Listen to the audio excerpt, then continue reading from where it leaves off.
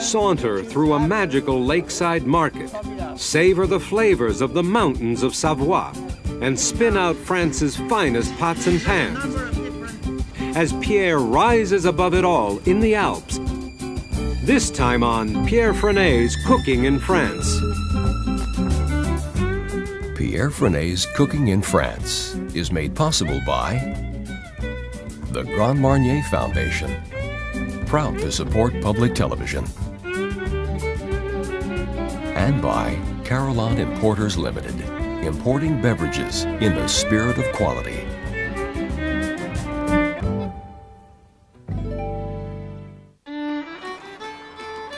Savoie is home to France's soaring Alps. In contrast to mountain regions of neighboring countries, the French Alps have never been thickly populated. Pristine pastures and rustic wooden chalets leave ample room for traditional mountainside farms. Winter comes early here, and these hillside passes stay green only a few months of the year. Savoie is situated southeast of Paris on the Swiss and Italian borders. The region was long a part of Italy and became French only in the mid-19th century. Most of its population lives at the foot of the mountains, in lakeside villages and charming towns such as Annecy, and it was here that Pierre was headed. He drove up into the Alps in a light rain, but the weather in these parts can change quickly, and Pierre was hoping for sun. The A41 autoroute to Annecy continues on to Geneva, less than an hour away, and further afield to Italy. The countryside becomes progressively steeper, and with all its tunnels, the road is quite a feat of engineering. Pierre pulled into the commercial outskirts of Annecy, which surround the city's medieval core. Old Annecy looks like a mountainside Venice, with canals running through the historic town. Sunday is the big market day here, and open-air stalls spread out along the streets. Pierre arrived early, and many of the vendors were just setting up. Almost all are farmers from the surrounding countryside. For Pierre, these are the people who make French food so great, and he was exhilarated by the choice on hand. Look here, nuts. Look at that. Chickpeas, cacahuete, raisins, plums, apricot, olives. Look at all those olives. C'est vous qui les faites, les olives? C'est vous qui les cueillez aussi? Pierre himself was enjoying the walk. He loved the way nothing here comes packaged. Vendors scoop up the fresh merchandise, and customers go from stall to stall in search of the very best. All sizes, all different flavors. Those little ones, they're so beautiful. Pumpkins here, cauliflower, bonjour madame. Shallots, peaches, more peaches, grapes. You know, it's endless what you see here. You want to buy everything, you know. Pierre also wanted to smell everything. Alluring aromas tugged at him from every direction, especially from the golden chickens on the rotisserie in a butcher shop window. For Pierre, a butcher shop is almost as sacred as a church. There was almost every imaginable cut of meat, all laid out and ready for the oven. In France, butchering is still an honored profession, and butchers wear their traditional garb like a medal of honor.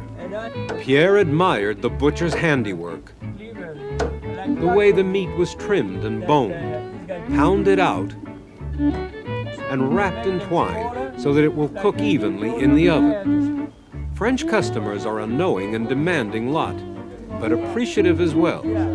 Pierre could only wish that someday in America, butchers might be honored the way they are in France. By the time Pierre changed back into city clothes, the market was winding down, but there was still plenty of food. A charming older woman selling homemade mountain cheese gave him some hints, and a friendly policeman suggested he try the local sausages. Pierre settled on a pork sausage loaded with hazelnuts. Sausage here is usually eaten as a snack, but Pierre was happy to make an entire meal of it. Very good, yeah. The morning marketing had whetted his appetite, and now he was expected elsewhere. He drove out of Annecy along the road that hugs the lake. The Lac d'Annecy was cleaned up only 20 years ago, but today it is reputed to have the cleanest water in all of France. It's a wonderful place to go boating, as well as a picturesque spot for family outings. And all along the shore are scattered fine hotels and restaurants. None match the Auberge de l'Éridan, a 1930s villa remodeled into a luxurious and somewhat pricey palace. Marc Vera, the hotel's chef and owner, is Savoie's cooking sensation. Mountain herbs infuse all his creations, and with a bushelful at his side, the chef began to prepare ravioli, made not from pasta, but from carrots and turnips. Well, he was born in the mountains, and he was a shepherd when he was a young man, and he still carries his hat. Vous allez dans les montagnes. Je ramasse toutes ces herbes en montagne. Et vous, je ramasse la ciboule sauvage. That's wild chive. Ciboule sauvage. Ici, vous avez de l'aquilée sauvage. 3 times a week, he goes around with some of the crew here. They pick up wild herbs. Ici, vous avez de l'épinard de forêt. That's spinach. De forêt. This is wild spinach in the l'épinard forest. sauvage, vous voyez, qui est style hexagone. Yeah. L'origan, le chénopote Bon-Henri, le bleuet, l'aquilée millefeuille. Yeah. Alors ici, vous avez du trèfle sauvage. This is wild clover with the flowers. Ici, vous avez de l'origan de montagne. Oregon mountain. Everything is wild. C'est Oregon. Santé, c'est une merveille. Oh yeah, c'est formidable. Yeah. That's Oregon, wild Oregon. Ici, vous avez du céleri sauvage. This is wild celery. All those herbs, you could use any kind of wild herb that you know. If you don't want to use the wild herbs, you could use regular herbs from the garden. Doesn't matter. But he loves to use wild herbs. So this is why, you know, c'est des noisettes, ça. Hein? C'est la noisette sauvage. C'est Yeah, la petite as noisette. a nut, wild as a nut. Everything you could find in a mountain which are edible. So what he does, those herbs is chopped up. They're all there, chopped up. He's going to put them together. On rassemble les herbes. And they have to be chopped again, very, very fine. They cannot be too coarse. So you use a good knife, and the technique, you know, I like this technique. You use that like a cleaver almost, and it's very nice. So the next thing he's going to do, he's going to do he's going to use carrots and turnips. Alors voilà, And he's going to shape them. Après, je prends mes It's going to carottes. be the shell of the ravioli. So he cuts the carrots, he peels them first, and he cuts them about 3 inches, and then he's going to slice them. They have to be very thin. It's C'est un about, mouvement de va-et-vient, comme ça. basically, Ouais, regardez. the thickness is about less than 1/8 of an inch. That's going to be the best for the carrot ravioli with the herbs. Then he's going to place them in here. So you lay them side by side, flat. It's going to be steamed for about 3 minutes. Now with the turnips, basically the same thing. This turnip, the long slices like this, the large slices like this, they're going to be the best for the ravioli. Again, so all this is going to blanch them together. They cannot be overcooked. They have to be crunchy. We got some already which have been blanched. I'm going to show you how to put them together now. Un peu de beurre. So this is melted butter here. And beurre he's spreading la the table. butter with a brush on the table. Voilà. Pour beurrer légèrement la carotte. Yeah, because he's going to lay the carrot over the butter. Vous allez voir, c'est très facile. So he's going to lay those slices of carrots, which has been blanched, right? He overlap them. Je mets deux pour faire à peu près. Voyez-vous, Oui. ce qui est important, c'est de faire à peu près la largeur de l'emporte-pièce. C'est l'emporte-pièce. You have to be sure Voilà. that the Parfait. cutter fits over. Alors là, on a une petite carotte, donc on va en mettre 3. So when you have a small carrot, you use 3. Silencieux quand même là-bas, oui. Faut que je surveille en même temps. Supervising his crew, he has to talk to them. Ça, c'est une bande d'assommés. Ah oui, mais they look like nice kids. Look at that, they're beautiful. Ouais, ils sont beautiful. Hein? Mais c'est une bande d'assommés. Ils sont un peu caquesses, hein, en même Ah temps. ouais. Alors, Alors, on prend un petit peu de beurre, now, again, some melted butter, very lightly, très légèrement, very little, just enough to cover them, très léger. just enough, okay? On prend le sel et le sucre, He's got this is salt, voilà. a little bit of salt, not too much, Très peu, très léger. just, you know, not too much, but here's got sugar, Little sugar. very little sugar, not much, just enough to give a sweetness to it. Alors, après, on prend cette dose-là. Yeah, this is 1 teaspoon of those herbs. It's got to be even, you know. And then he's going to put that in the center. This is 1 teaspoon of chopped mixed herbs. Hein? And then he's going to make that very neatly. He doesn't want the herbs to be on the side, on the outside of on the edges. Voilà. Because he's going to cover that over. It's very important because otherwise the seal, it won't be a good seal on the Ça colle. ravioli. Voilà. Alors, Alors, deuxième maintenant. opération. Now he's going to take the spatula and move to the Alors, butter side or under. The butter side under. Oh, Parce que that's the way. c'est la partie beurrée. Again, the same thing here. You put a little more salt, a little more brushing with butter, but you have to put more sugar than salt because they're going to go under the broiler. You cut it, put a lot of pressure, you move it, and the one is made. That's the way it looks. Beautiful. Okay. Same thing again on the other side. So you got 2 made. No problem. No problem, right? OK? Very interesting. It's a technique really that is very, very different. You're doing that because you want the ravioli to be light and done with vegetables. C'est pour ça, non? Oui. Alors, Okay. Turn ups Voilà. again. Brush with butter. très Same thing légèrement. again. Little butter. Voilà. Maintenant, on met les truffes. Les truffes de pays. Well, you know, vu? what he did is Les truffes de pays, c'est en cacaisse. Vous this voyez? is truffles from the countryside. He's got a very nice slicer here. Voilà. And you slice them very thin because they are very expensive.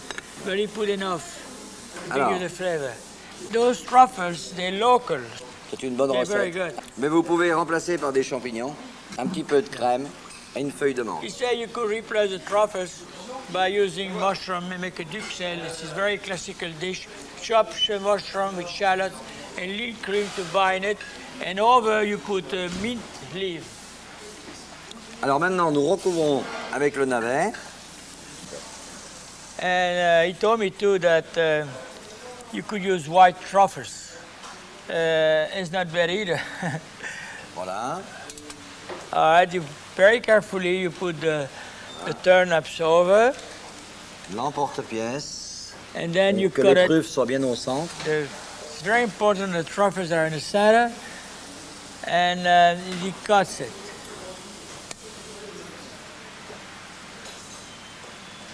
So it's very important the surface of the table is even.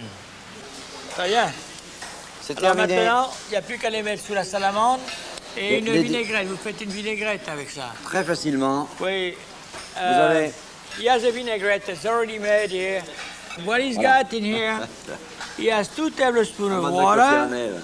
3 tablespoons of raspberry vinegar, 4 tablespoons of vegetable oil, and 4 teaspoons of olive oil, salt and pepper, a little bit of sugar. The idea to put the water in here, to put in a blender, to emulsify the vinaigrette together. It's very important. You could do it with a whisk, but you won't acquire the same texture. You got to be blended very, very well. Voilà. Parfait. Et ça va. Alors vas-y. Ça- Ça marche à chaque fois. He loved that gadget. I brought that over from the United States.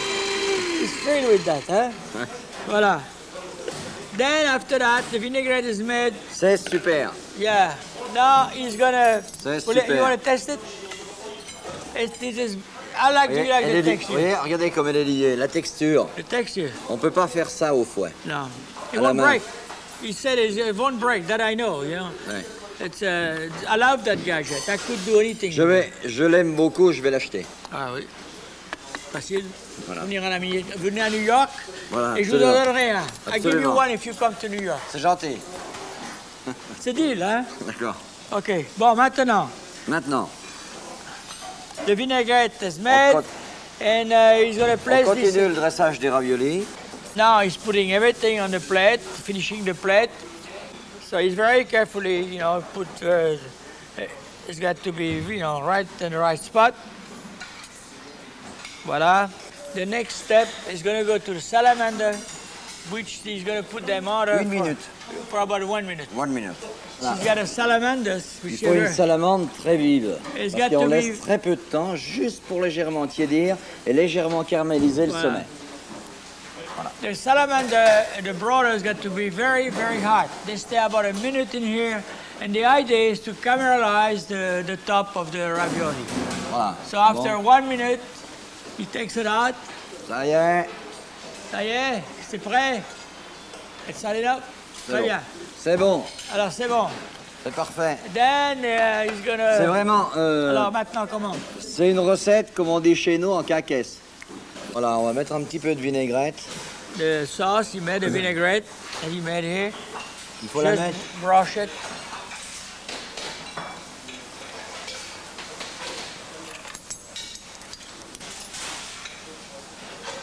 Vous allez en mettre autour aussi, non? Non, non, non. Non, just on top. Juste dessus. Just on top. Alors on n'en met pas trop. The reason he's doing that is Mais that pas way trop, pas trop. the flavor of the vegetables and the ravioli together is going to come out very nicely. He said you could put some over, Voilà. they've got not too much over, Et on met le petit bouquet d'herbe. and you put wildflowers that he picked up in a mountain for decoration. Et voilà. And that's it, huh? Voilà. Well, I tell you, it looks very nice, very On va appetizing manger to me. un ravioli. Vous en voulez un aussi, vous? Non, non, mangez le ravioli. Non, mangez le navet, voilà. Le navet? Le navet. I'm going to taste both. I like the truffles, you know. You know, it's very good. The flavor comes through. It's really sweet, you know. And the binding, all those flavors, the truffles and the turnip. I tell you, it's amazing. Merci beaucoup. C'est très bien. Merci. C'est très Merci bien. à vous. Capri, I learned something, you know.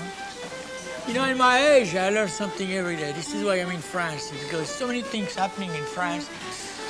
All those young chefs, you know, they learn the basic French cooking, the classical French cooking, and then they add their own flavor to it. This is what the food in France, beautiful. Et thanks, merci pour vous. Merci bien. Thank you very much. J'aime bien votre chapeau. Ouais, il est très beau. Vous me le donnez? Ouais, allez-y. Pierre had the mountain spirit, and next he headed higher into the Alps, craving some body-warming food. This rugged region is famous for its cheeses, and dishes like fondue and raclette. Up in the mountains, Pierre found himself somewhere under a rainbow with his pot of gold. Actually, the pot was full of creamy reblochon cheese in the making, and Christine Perria was doing the stirring. Christine is a dynamo one-woman operation who gladly guided Pierre through the cheese-making process. A good cheesemaker knows exactly the moment the cheese is ready, when the curds are about the size of corn kernels. At this point, the curds are spilled out into cheesecloth-lined molds. The soft cheese soon takes shape and is gently turned to its other side. The maturing rounds then are left in molds for 12 hours before being bathed in a salty brine. Finally, they are laid out onto wooden shelves. After that, the cheese must be washed. Christine's one technological indulgence is a mechanical scrubber that sprays the cheese with cold mountain water. From here, the cheese goes into aging cellars, where Pierre joined Christine to taste the delicious results of her hard, long labor. La fermière, she knows how to make the cheese, that girl, I tell you. She's beautiful, and she knows how to make cheese. It's good? Good to learn, you know. Very good? Very good. Very nice. A taste and a kiss for good luck, and Pierre was on his way again through the verdant alpine passes and down to the foothills of the Alps. Pierre's resting spot was a hotel called Le Château, the castle, originally built in the 15th century and then transformed in the 19th. After a good night's rest, Pierre headed down for an early morning rendezvous with his guide for the day, Philippe Reveillon. It's nice to see you. Vous avez eu une bonne nuit? Very good. The night was very nice. And, Did you have breakfast? No, not yet. I should get up, you know. Let's go. Philippe and Pierre helped themselves to healthy servings of cereal and fruit, which they sat down to enjoy in the chateau's breakfast room. Philippe is a Paris-trained engineer who came to this countryside after his father-in-law's untimely death in 1981. Since then, he has transformed a family-run company making pots and pans into a thriving 21st century enterprise. Outside, the rain kept pouring down, so the two were in no rush to visit the factory. Les Abrets, population 2,500, is a company town, and the company is Bourgeat. Ever since it was founded at the turn of the century, this factory has manufactured the Mercedes-Benz of pots and pans. Inside, Philippe guided Pierre through his retooled modern plant. To show Pierre how cookware is made, he suggested first taking a look at the old-fashioned way of working. Traditionally, the process resembles pottery making, although of course with metal instead of clay. On the shape. Using you see, he uses a number of different passes, what we call pass. Moving these things different holes. Yeah, and you'll see that on the modern spinning machine, the principle is the same. The only difference is that it's the machine that does the work and not the worker. We used to have 20 people like that only 15 years ago. Now he is the last one that is capable of manufacturing pieces of equipment like that. So we're still using that for prototypes or for small series like these small colanders that we make, or boilers, or couscousier, a few pieces. Yeah. But around there's going to be a strainer. And probably Mr. Bedick is the last man capable of doing that. Look at that. During the 21st century, you will not see that anymore. Beautiful. So we go to the other spinning machine. Very good. Well, Now here, I show you on a more modern spinning machine the way we can make a copper jam pot. It's the same machine that the one you've seen before. This machine is only semi-automatic. It copies the shape of the copper jam pot, and the workman's skill is not needed. It's a machine that works for himself. amazing. The pressure is all there here. Push it. Right. And shape it. Right. And we do it from a disc like that of copper, and it takes about 1 minute to make it. It's amazing. Now let me show you, after this operation, the polishing. We use brushes that are made out of sisal, some kind of cotton, and we also put some brushing polish cream of some kind to make it as perfect as possible. Here they just finished the article putting some handles by riveting. So they put the rivets here by punching a hole and pressing the rivet on. So they are copper rivets with copper handles. And after that we have to clean this article, which is very bright, and we are obliged to make it by hand because we don't have any mechanical process to do so, so that we keep the bright, shiny copper look. Well, they look beautiful. I can't wait to have one to make my own jam. That's right. Spinning isn't the only way to make a pan. Philippe has introduced a more modern stamping process which uses giant interchangeable dies. The modern presses stretch the metal into shape and give it additional strength. Pierre could see that under Philippe's wise direction, Bourgeat would keep its traditional soul as it entered the 21st century. Some worry that France will lose its special country flavor as it urbanizes. But after his all-too-short trip to the Alps, Pierre realized that this fear was groundless. In Savoie, as elsewhere, his homeland had succeeded in modernizing while guarding its traditional charm. The recipes from today's show and from the entire series are contained in the companion cookbook Pierre Franey's Cooking in France. To order, call the toll-free number on your screen. The 336-page volume, complete with color photos, contains over 150 easy-to-follow recipes. The price is $30 plus shipping and handling. Please have your credit card ready when you call 1-800-358-3000. Pierre Franey's Cooking in France was made possible by the Grand Marnier Foundation, proud to support public television, and by Carillon Importers Limited, importing beverages in the spirit of quality.